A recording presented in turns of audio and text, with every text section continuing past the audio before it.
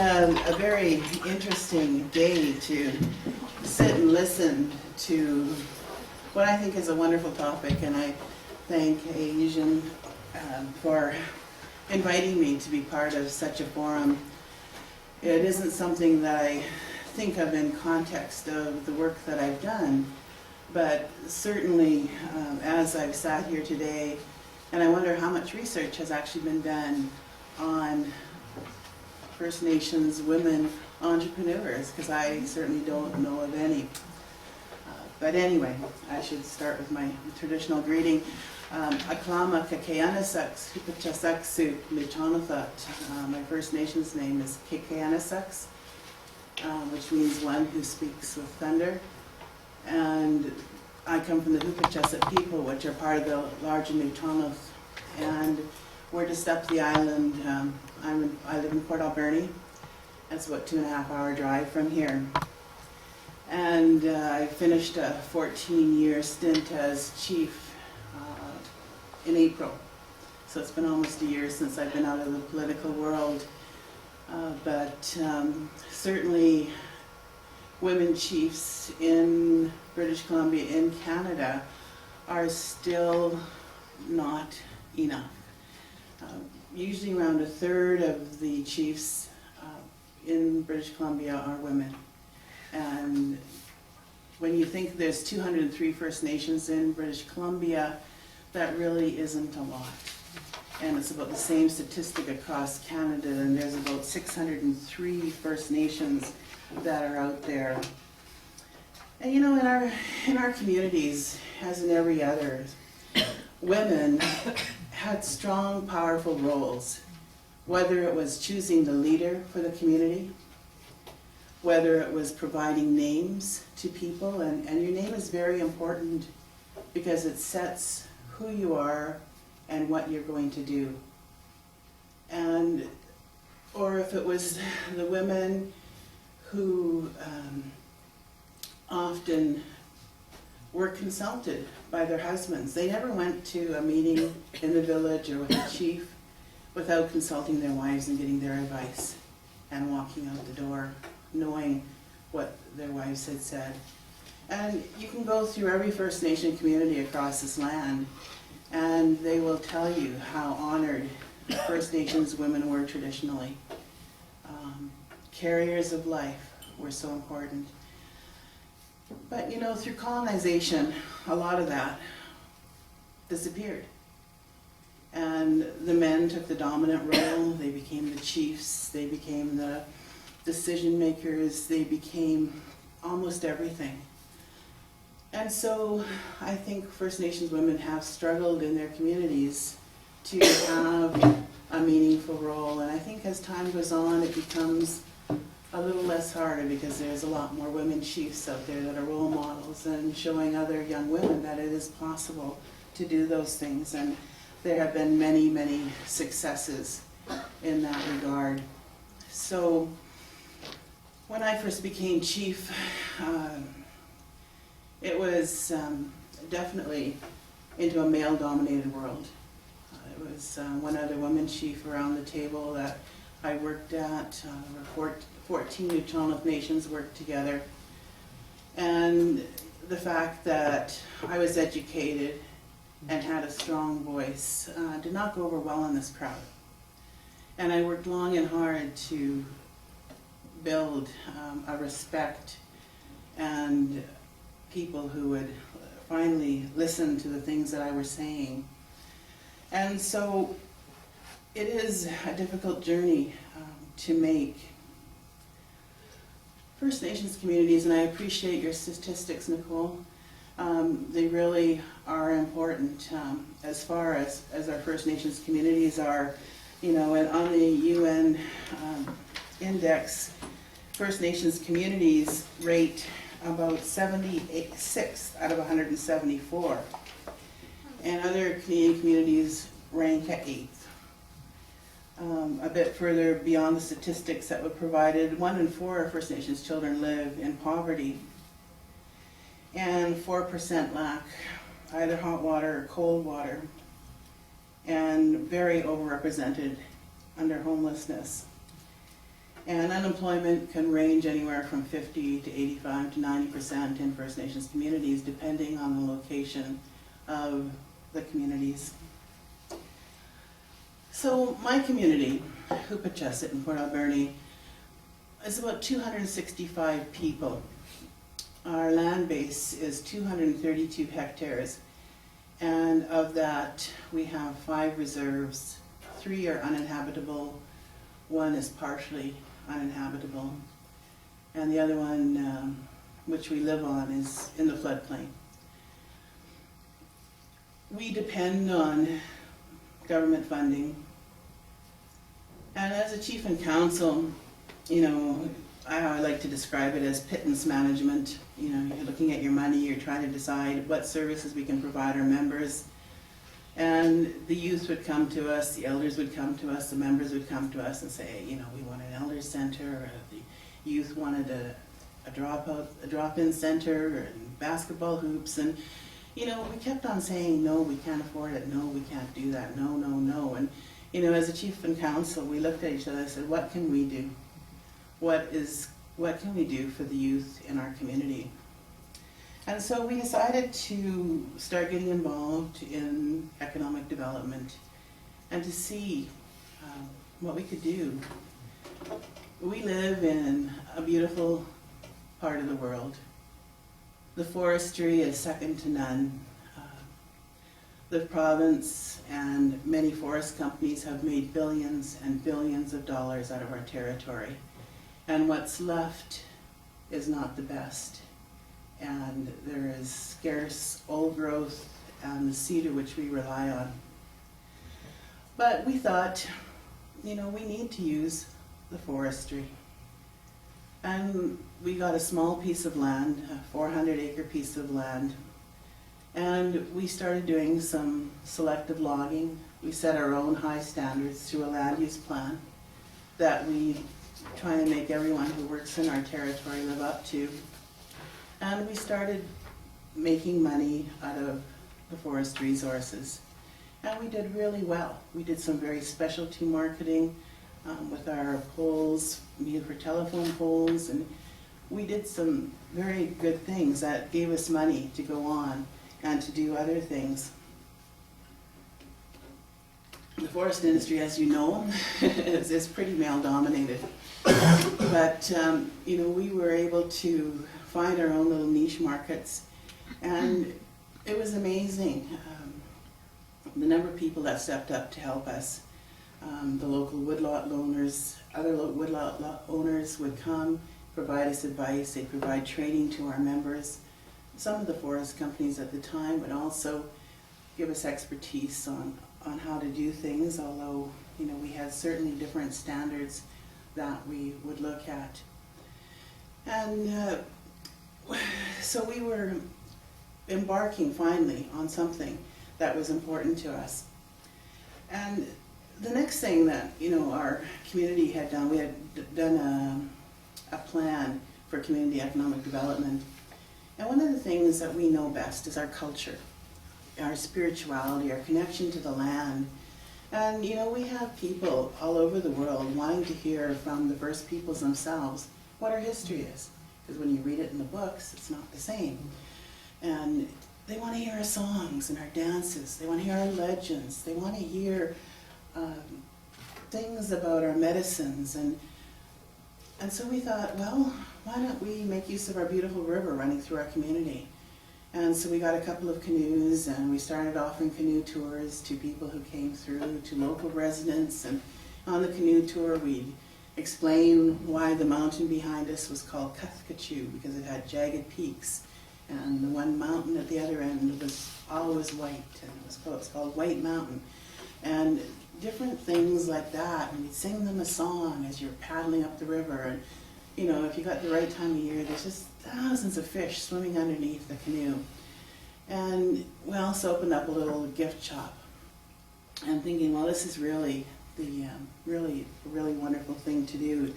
And one of the projects that I worked really hard on was trying to build an interpretive center where we could actually, so people don't have to go on the river, because there's some people who can't go out on the river, they could come and see, and they could make baskets, they could make little paddles, or different little crafts that they wanted to. They could hear our language being spoke, or they could take a language lesson if they wanted, and all of these types of things. We thought that this would be something that we really wanted to do. But we're poor. I mean, really, when you look at the scheme of things, the money that we get is used exclusively for services, and we're trying to put money together. So one of the things that I had to do was to build relations. Build relations with local politicians, the greater politicians, the Chamber of Commerce's, everybody who would support us. And so when we would go to the government for grants, we'd have the support letters that we needed, we had the relationships that we needed, and that they'd be saying yes to our grants.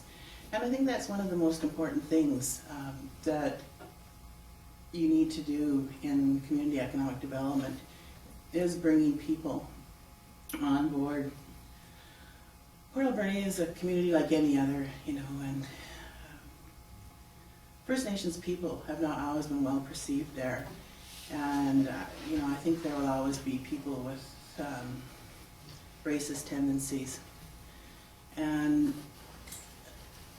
when I first took over as chief, nobody knew who Hoopitchesset was. They didn't even know there were 2 First Nations in the valley. And so we started building those relations, and we started showing how much income we were bringing into Port Alberni. And people's attitudes started changing. And with the Interpretive Center, we wanted to expand the waterfront because it was a fairly narrow spot we were using, so we built a walkway.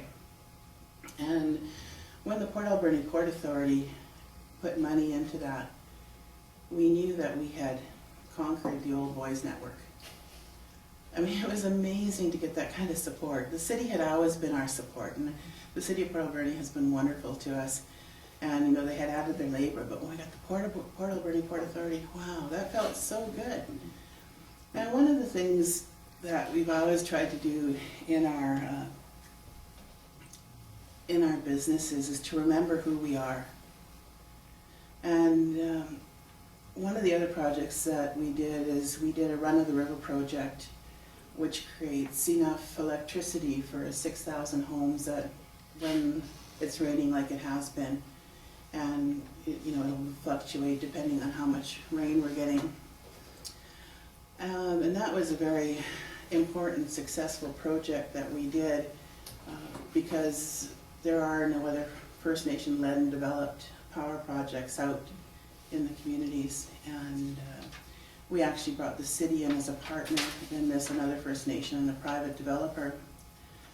But when we wanted to start this project, we went out to the water, and we said a prayer, and we asked for permission to do that. We explained what we were going to do, and that was the first step. And the second step was when we were going to do the groundbreaking, we did the same thing.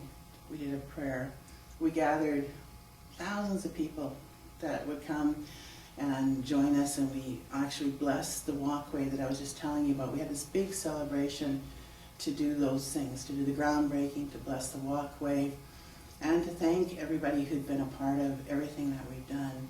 So in all of our projects, remembering to thank people for giving us money, for helping us build something, even though we paid these people. They had a great contribution. And so remembering to use our culture in everything that we did, has been very important. And that's something that we will always continue to do. And I think is, really important to do things like that. And so I guess some of the things I wanted to share with you today was some of the challenges that arose in our businesses, and I've described a few of them to you. I remember we needed some investors in our power project, and we were a First Nation. We had never built a project, so we didn't have expertise, but we had a good team that we had built around us, and we were interviewing investors, and we had this group of investors come, And the men would not look at me. And they would not engage with me, and they assumed that I was not going to be in a meeting. I wasn't going to be in the meeting anyway, but they assumed I wasn't going to be there, but it was their attitude. And my CEO was not First Nations at the time, and I said to him, I'm not going to work with these men. We can't work with these men. You know, and I said, whether it's the fact that I'm a woman or whether I'm First Nations, there's no comfort level here. You can interview them if you want, but I'm not coming in. That was really telling for me. We were also interviewing some construction companies that were going to, you know, it was a big contract to build our power project. And this group of men came in and they physically turned their body from me. Physically turned their body. And I just thought, ah, there. Lost that contract. You guys don't know what you just did. But you know, along the way, we were looking for money for, you know, many of our projects, and was meeting with Western Diversification, which is a Canadian company, for those of you who aren't from Canada, part of the government that provides money to businesses. And we went to this meeting and we're explaining what we want to do, and one of the things we're doing, we're building a multi-million-dollar aggregates project, and we were doing the run of the river and the interpretive center. And this one guy looks at me and he says, why would you want to do that? You're just a small community. Why would you want to do all these big projects? And I was just really, you know, I was really insulted, number one, that they would ask that, but number two, that they didn't have any vision. And the minister's assistant was sitting with us, and we were to meet with the minister later that month, and we did, and his assistant had explained to him what had happened. And the first thing, and it was Minister Stephen Owen at the time, and he started the conversation off, and he says, you know, I'm just really excited about the projects that you're doing in your community, and I'm going to do everything I can to support you. And wow, I mean, that was just a really great feeling in knowing that we had that kind of support, even though some of his staff didn't have that. And he kept his promise. We would not have our Run of the River project without the million that we got from his department and his support with the Minister of Indian Affairs to get other money. And so that was really interesting. I explained to you about an aggregates project that we're trying to do. There's this hill of granite within our territory, and what we want to do is take it down to ground level, and we can sell the aggregates. And this is a multi-million-dollar project that we haven't actually taken off the ground because of a lot of the issues, but it will happen. But you need permits to have a Mines Act permit, and you need an environmental certificate. You need all of these things, and my business partner told me that I had to come with them to lobby for our certificates at this dinner that was being held. And I found out it was a Liberal fundraiser, which the Premier would be present. And and I can't go into a Liberal meeting. I've always tried to be I've just tried to be partisan in my politics and not join. I can't go into a fundraiser. I can't have my name showing up on a Liberal fundraiser. I can't walk in here. And part of the background to this was that when the Liberals came into power in British Columbia, they wanted to do a treaty referendum. And I was entirely opposed to that concept, and I was one of the lead spokesperson against it, and I burned their referendum ballots, and I went against the government on media, and ended up on the front page of the Globe, and I had a huge campaign against the Liberals. And I had to walk into a room of 300 Liberals who all knew who I was, and I had been anti the referendum. And it took everything I had to be able to walk into that room. And then my partner went and got the Premier and made me take our pictures together. And this was even more difficult. But it taught me a really interesting lesson that no matter what, who's in power, you have to work with them. Because in the end, they're the ones who are going to sign your licenses and leases. And it's a really hard thing when you're the chief in your community and you're also the entrepreneur. Because as chief in your community, your job is to make sure that the rights and title of the people, our land, is secure. And anything that's going to come against you, you've got to fight. And so, we've launched lawsuits against the government. I've been at protest rallies. I've done everything that I need to do, I think, to do that. And at the same time, this is the same government that you have to ask for permits for water and permits for mines and permits for a lot of things that we do. So it's a very, very fine line that you have to work, when you're trying to do everything. And so I tried to make sure that I separated my politics from my business. And if I was going to go see a minister, I would only talk about business. Or I go see another one, I talk politics. And I tried not to combine the two. Or, often I'd be invited to a reception or a dinner or some kind of where all the politicians would be. And oftentimes I wouldn't take the opportunity to talk about anything other than just a chat. Just because I didn't want to be known as the person who'd avoid at these kinds of things.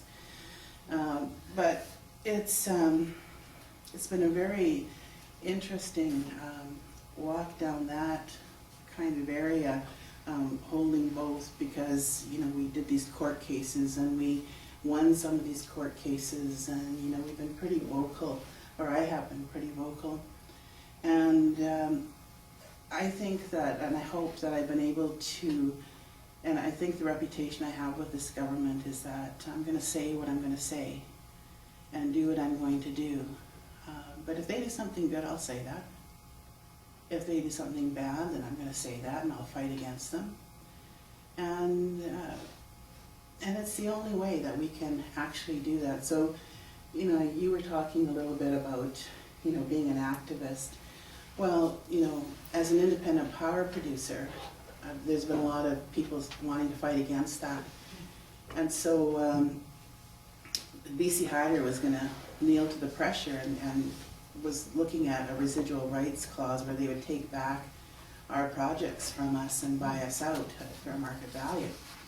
And, I really mounted a campaign again against that because it was going to affect our business, it was going to affect our livelihood.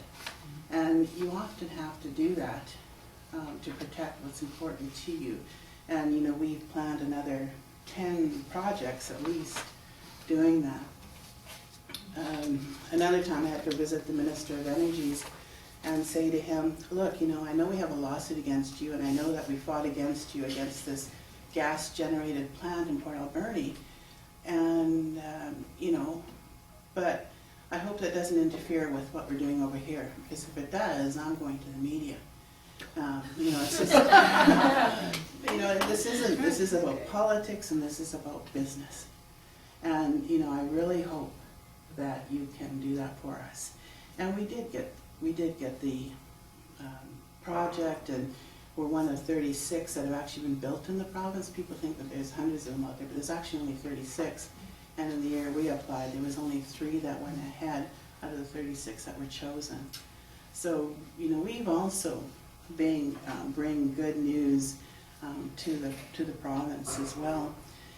And as a woman entrepreneur, I think that that's something that has been an important part of what I do, and that's upping the profile.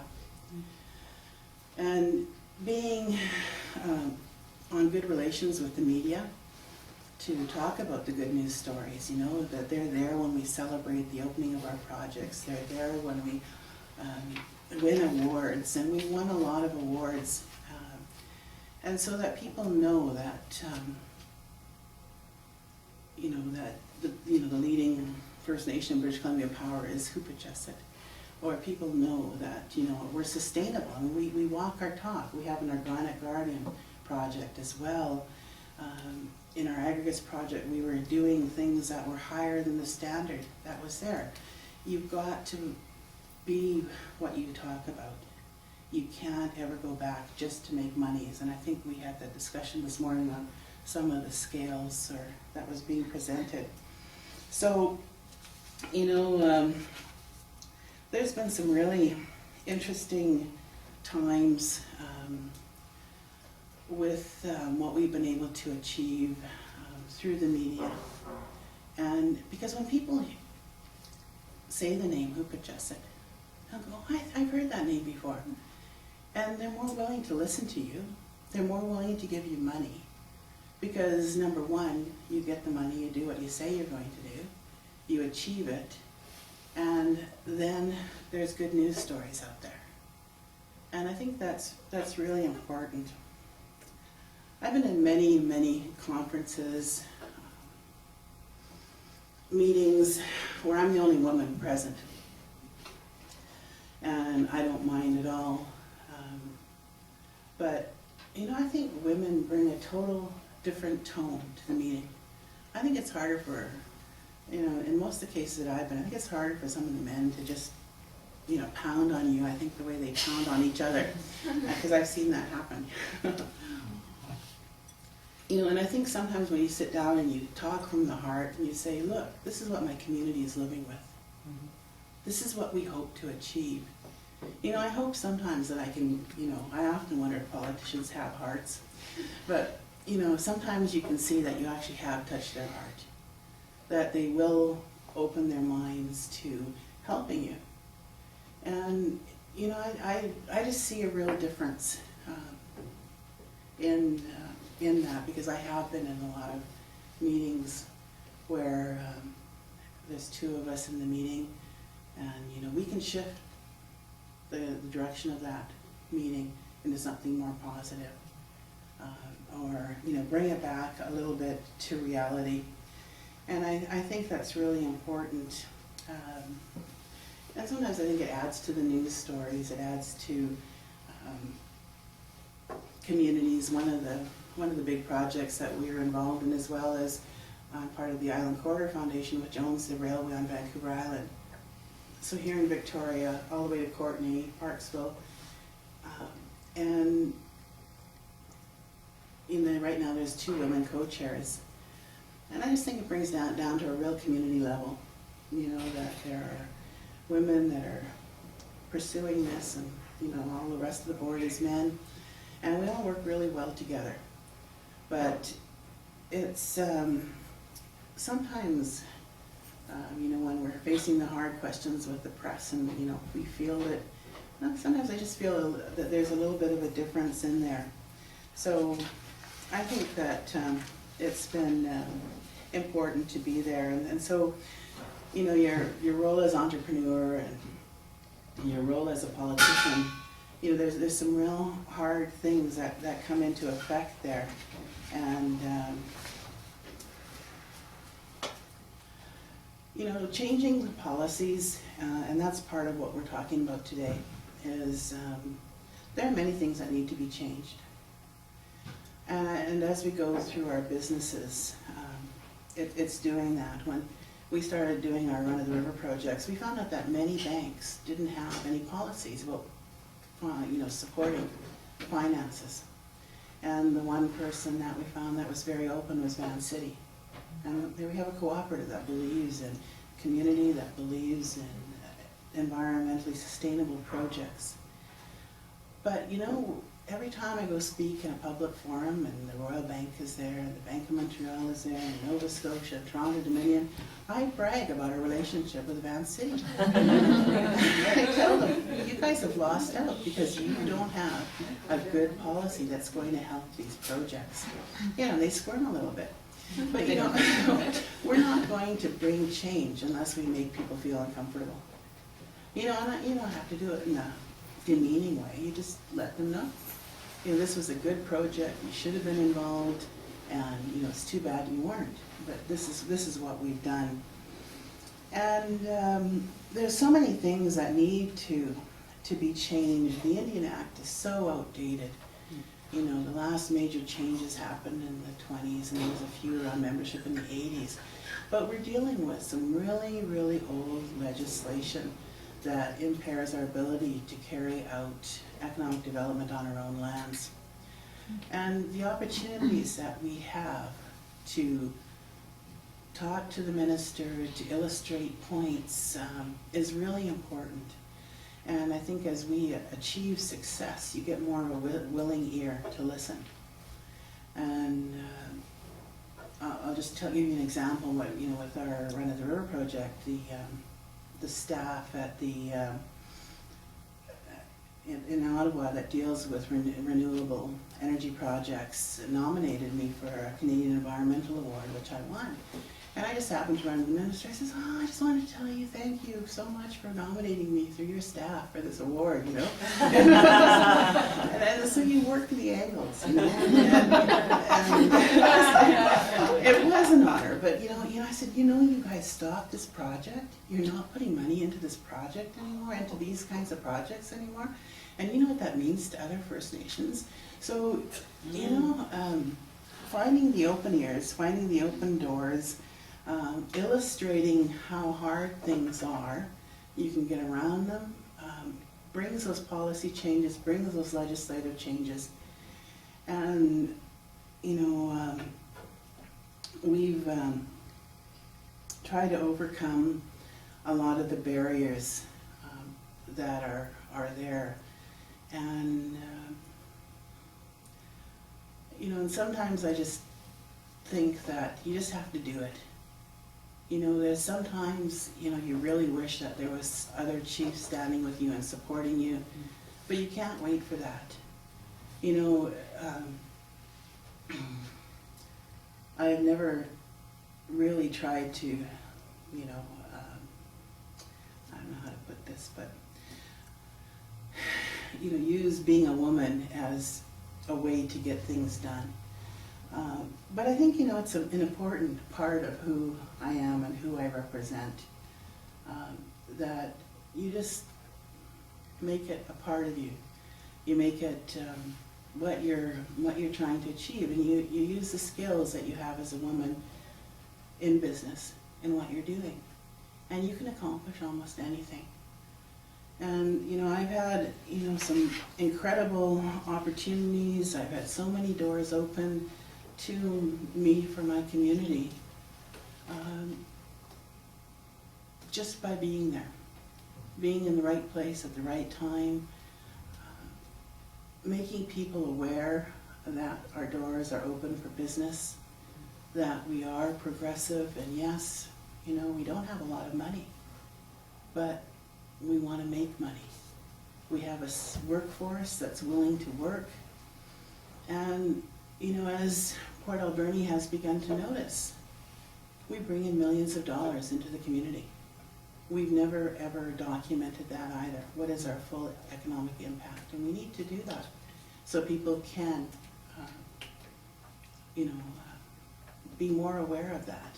But I think even intrinsically, that people have noticed it. You know, we have a beautiful river that runs through our community I was telling you about, and we have a very good salmon run. We've also had sales agreements that we can take our fish and we can sell it. And you have people writing in, some of the sports fishermen who usually, you know, are clashing and fighting us, writing in saying how wonderful this is, because, you know, we're buying ice, we're using the marina, you know, we use our money, we spend it in town, and all of a sudden, you know, there's a whole different attitude and a whole different view of doing things. So, you know, the secret or the way to get more women entrepreneurs is just do it. Just get out, live your dream, you know, find your solutions that we've heard so much about today. And, you know, it's going to be us that makes those institutional changes. And, you know, my favorite, or one of my favorite people is Iona Campagnolo, who was the former Lieutenant Governor of British Columbia. And one time I heard her say, you know, it's not important that you're the first, but it's important that there's a second and a third and a hundred. You know, and as you hear about the thousands of women entrepreneurs and people changing the cultural barrier and changing the norms and the policies, you know, there's so much power in passion, in doing what you want for yourself and for your people and for your family. And you know, it's exciting. I just love living life right now because there are so many changes. There's so much going on, you know. And as I was thinking about some of the things that are being said today, is that the next time we hit that peak and there's lots of women working, we're just going to keep on working, and those men can't get their jobs back.